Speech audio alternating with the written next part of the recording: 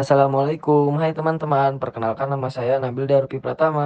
Saya Anggis Tiandini. Saya Diandra Pratama. Saya Leninda Natalia Lestari.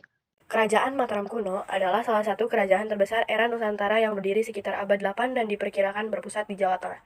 Ahli berpendapat bahwa letak kerajaan Mataram kuno ada di Medang dan Poh-Pitu. Dikutip dari buku Sejarah 2 oleh Sardiman. Letak Poh-Pitu sendiri sampai sekarang belum begitu jelas. Dalam beberapa catatan sejarah hanya dijelaskan bahwa letak Mataram dikelilingi gunung, pegunungan, dan sungai-sungai. Banyak ahli yang menganggap sangat mungkin Gunung Merapi, Gunung Merbabu, Gunung Sumbing, dan Sindoro adalah pegunungan di sebelah utara kerajaan Mataram kuno.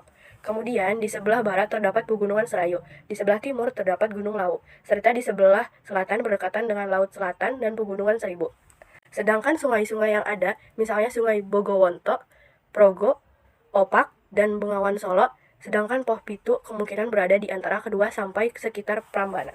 Raja-raja kerajaan Mataram kuno di Jawa Tengah oleh Serti di Prasasti Canggal diketahui raja pertama yang memerintah kerajaan Mataram kuno adalah Raja Sana. Kemudian Raja Sana digantikan oleh keponakannya yang bernama Sanjaya. Raja Sanjaya memerintah dengan bijaksana sehingga rakyat hidup makmur, aman, dan tentram. Setelah kerajaan Mataram kuno diperintahkan oleh Panangkaran dari dinasti Sailendra. Setelah wafatnya, Panangkaran Mataram kuno terpecah menjadi dua, yakni Mataram kuno yang bercorak Hindu dan Buddha. Kerajaan Mataram kuno yang bercorak Hindu meliputi Jawa Tengah, bagian utara di bawah pemerintahan dinasti Sanjaya. Raja-rajanya Panunggalan, Wara, Garung, dan Pikatan.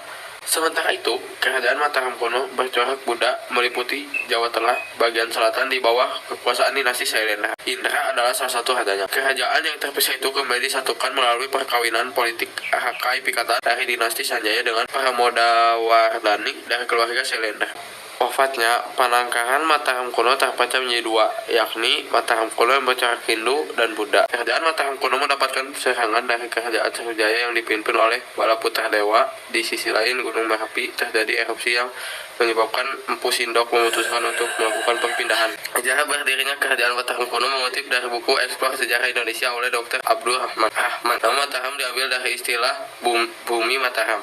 Artinya daerah yang dikelilingi oleh gunung-gunung. Berdasarkan letak pemerintahannya, sejarah kerajaan Mataram kuno terbagi atas dua periode. Periode pertama ditandai dengan lokasi pusat pemerintah yang terletak di Jawa Tengah pada abad ke-8. Sementara itu, periode kedua ditandai dengan lokasi pusat pemerintahan di Jawa Timur pada abad 9 sampai 10. Periode Jawa Tengah diwarnai dengan adanya dua wangsa dinasti yang berkuasa dalam satu masa, yaitu dinasti Sanjaya atau Hindu dan wangsa Sailendra atau Buddha.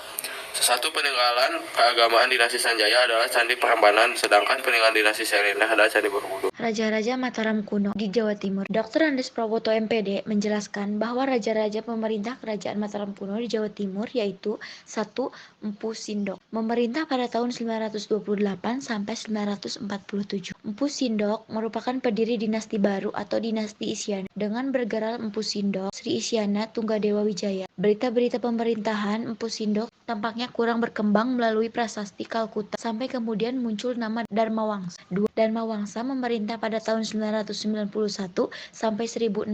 Dharmawangsa melakukan penyerangan ke Sriwijaya untuk merebut jalur perdagangan laut Jawa dan berhasil menguasai Sriwijaya pada tahun 992. Tidak lama kemudian Sriwijaya mengirimkan serangan balasan yang mengakibatkan kerajaan Medang hancur dan para pembesar istana termasuk Dharmawangsa ikut tewas. Tetapi menantu Dharmawangsa berhasil menyelamatkan diri dan kerajaan hancur terpecah menjadi beberapa wilayah yang berdiri sendiri. Peristiwa itu terjadi pada tahun 1016. 3.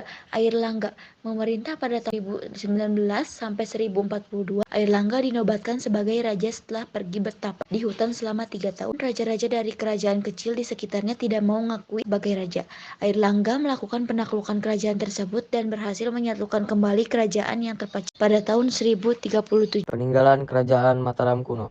Peninggalan dari kerajaan Mataram kuno berupa prasasti dan candi. Di antaranya 1. Prasasti Canggal menggunakan huruf Palawa dan bahasa Sangsekerta berangka tahun 723 Masehi menceritakan tentang pendiri lingga atau lambang Siwa di desa Kunja Rakunja. 2. Prasasti Kalasan ditemukan di desa Kalasan, Yogyakarta berangka 778 Masehi, ditulis dalam huruf Pranagari India Utara dan bahasa Sangsekerta.